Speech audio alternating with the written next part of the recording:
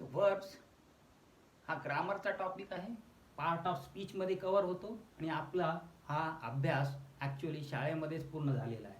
तरी रिव्हिजन म्हणून विद्यापीठाने आपल्याला हा टॉपिक दिलेला आहे. Let us see what are the verbs and how we can identify them as well as how we can use them in our day to day life as well as in English writing and speaking. Verb म्हणजे काय? सगळ्यात आधी याला मराठीत क्रियापद असं म्हणतात. क्रियापद याचा अर्थच असा की आपल्याला या शब्दामध्ये काही ना काही क्रिया दिसते. So we can see some action in these words and all those words which denote action. क्रिया म्हणजे action. All those words which denote action, which tell us that there is some action involved in it, then we call those words as verbs or kriya. And it is the most essential word class in English or in any language. Without the use of verbs, language cannot be completed. It is the heart of every language. Even in English we can see the heart. तर आपल्या बॉडीमध्ये सगळ्यात महत्त्वाचा घटक heart आहे, हृदय आहे, आपल्या सगळ्यांना माहीत आहे. इथं धडकतं आणि हे हृदय जर बंद पडलं तर हे शरीर काही काम करत नाही. तसाच प्रकार या वर्बच्या बाबतीत आहे. जर वर्ब आपल्याला वापर करता नाही आली प्रॉपरली तर आपली लँग्वेज कधीही डेव्हलप होणार नाही. This is the worst kind of experience if you do not use verbs properly. If you cannot identify verbs, first thing, you cannot identify verb properly and then use them properly in the sentences while writing as well as while speaking, then the language doesn't remain a language, it becomes a caracas. म्हणजे अक्षरशः एक प्रेत झाल्यासारखं या English भाषेचं किंवा कोणत्याही भाषेचं होईल. पण इतकी महत्त्वाची ही भाषा आहे, इतका महत्त्वाचा हा टॉपिक आहे. वर्ब म्हणजे क्रियापद, क्रिया दिसणारा शब्द, त्याला इंग्लिशमध्ये ॲक्शन दिसते आपल्याला. फॉर एक्झाम्पल कोणतंही ॲक्शन असलेलं एखादा शब्द तुम्ही निवडा. फॉर एक्झाम्पल वर्क किंवा स्टडी. आता हे दोन शब्द पण. वर्क काम करणे, आपल्या डोळ्यासमोर ॲक्शन दिसते, some action is there. Study अभ्यास करणे, again we see some action, somebody is doing some work, somebody is doing some study. Now when we find these kind of feelings, action, kriya in a sentence, in that word, then that word you have to identify as verb, V-E-R-B, and that verb has to be used properly in tenses. आता आपल्याला काळ कसा कळतो? वाक्यामध्ये काळ कळण्यासाठी verb आवश्यकता आहे. नाउन्स काळ सांगत नाहीत. We already studied nouns. Noun म्हणजे आपले फक्त दिलेले नावं. प्रोनाउन्स नामाच्या ऐवजी आलेले ते घटक, तो एक वर्ड क्लास. म्हणजे नाउनच्या ऐवजी प्रोनाउन वापरतो आपण. तर नाउन असल्यासारखंच आहे ते आपल्याला ॲक्शन सांगत नाही. त्याच्यानंतर आपण बघितलं ॲडजेक्टिव्ज. ॲडजेक्टिव्ज म्हणजे विशेषण, नामाबद्दल अधिकशी माहिती देणारे अशी काही शब्द. सुंदर, बॅड, अगली, टॉल, शॉर्ट असे जे शब्द आहेत त्यांना आपण ॲडजेक्टिव्ह म्हणतो. पण त्याच्यामधूनही आपल्याला ॲक्शन दिसत नाही. पण असे काही वर्ब्स आहेत ज्याच्यामध्ये आपल्याला स्पष्टपणे जाणवतं, काहीतरी फिलिंग येते की इथं काहीतरी घडतं आहे.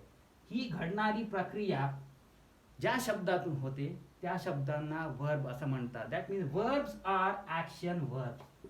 Action words. When you can imagine there is some action involved, you get that feeling from those words, then those words have to be identified as verbs. And verbs is the most essential basic unit of any language. Without verbs, language does not exist. Without heart, human beings or living creatures do not exist. Similar is the feeling with verbs. Verbs त्यामुळे समजून घेणं अतिशय जरुरी आहे. Work, study, run किंवा walk, sleep असे सगळे शब्द आहेत. and there are millions and millions of verbs in English language.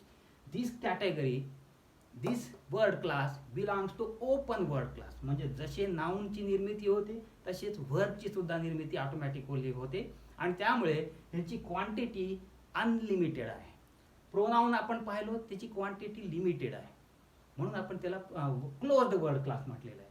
Adjectives आहेत त्याची क्वांटिटी अनलिमिटेड आहे, कारण verbs नाउन सोबत adjective निर्माण होतात आणि पुन्हा verbs निर्माण होतात. आता नाउन्स, adjective, verbs हे ओपन वर्ड क्लासमध्ये आपण शिकलेलं आहे. 2 कॅटेगरी जे आपण सुरुवातीला पाहिले त्यापैकी हे ओपन वर्ड क्लास आहेत, म्हणजे पाहिजे तेवढे शब्द त्याच्यामध्ये असतात, अनलिमिटेड, लिमिट नाही त्याला. Just there are millions of stars in the universe. Stars we cannot count. So it becomes open word class. Similar is the case with nouns and verbs. They are unlimited in number. We cannot count. We cannot say that there are 10 words, 100 words, 1 crore words. You cannot say perfectly that particular number. That's why these verbs, nouns belong to open word category. But what you have to do here in the examination, they may give you a sentence and in that they will ask you to identify a verb. Identify करा, verb शोधा. खाली 4 पर्याय दिलेले आहेत, त्यापैकी एक perfect पर्याय तुम्हाला निवडावा लागेल. किंवा टेन्स असेल त्याच्यामध्ये तर कोणता टेन्स आहे हे देतील आणि खाली शब्द देतील, तर त्या शब्दाचा प्रॉपरली आयडेंटिफिकेशन करणं जरुरी आहे. आता एक पक्का लक्षात ठेवा, कोणत्याही ॲक्शन वर्ड्स, क्रिया असलेले शब्द हे वर्ब असतात. Any word in English which denotes some action is called a verb, and that is the most essential word class in any language. Part of speech, मराठीमध्ये सुद्धा पार्ट ऑफ स्पीच जे आहेत त्याच्यामध्ये 8 पार्ट ऑफ स्पीचमध्ये वर्ब आलेला आहे, क्रियापद आलेलं आहे. म्हणजे भाषा समजण्यासाठी, पूर्ण समजण्यासाठी, 100% भाषेचं आकलन होण्यासाठी आपल्याला वर्ब माहीत असणं जरुरी आहे. If you do not know the verbs, you do not know the language. As simple as that. So because of that, you have to just focus your study on the identification and the use of verbs. Verbs are those words which we call them as action words. Action words. Kriya दिसली, run, walk, sleep, work, study, sleep. ही सुद्धा एक क्रिया आहे. आणि असे जे शब्द आपल्याला दिसतील त्या शब्दांना आपल्याला वर्ब म्हणायचं आहे. We have to identify these words as verbs. Okay, so please remember, verbs are action words and they are got many types. Verb बऱ्याच प्रकारचे असतात. पुढच्या लेक्चरमध्ये वर्बचे हे प्रकार आपण डिटेलमध्ये बघू आणि वाक्यामधून कसं ते आयडेंटिफाय करता येतील ते आपण पाहणार आहोत. In our next lecture we are going to see the types of verbs. Okay, so please come regularly to this class and attend, give your attendance. That is absolutely essential. Without attendance, you cannot appear for the examination. And first thing, you also have to attend all those things which I tell you to do. You have to do it. I am giving you video lectures, I am giving you additional YouTube contents, e-contents, study material, easy notes for your understanding. You have to just read them at your leisure. तुमच्या हातातच आहे ते. तुम्हाला नुसतं बसल्या बसल्या ते बघता येईल, नुसतं बसल्या बसल्या त्याचा अभ्यास करता येईल. तर ते तुम्ही सगळं जर व्यवस्थित केलात तर मार्क चांगले पडतील. हे नाही समजलं तर तुम्ही त्या कॉमेंटमध्ये तुम्ही स्पष्टपणे लिहा, मराठीत लिहिलं तरी चालेल. माझ्यापर्यंत फक्त मेसेज पोहोचवा की मला हे टॉपिक असा कळालेला नाही आहे. Then I will explain it in my next lecture. Okay, so these are the verbs. Verbs are action words and there are many types of verbs that we have to study for better understanding of English language. And to improve our English language, we need to focus our attention on the identification and proper use of verbs. That's what I can say in the present lecture. Okay, see you again.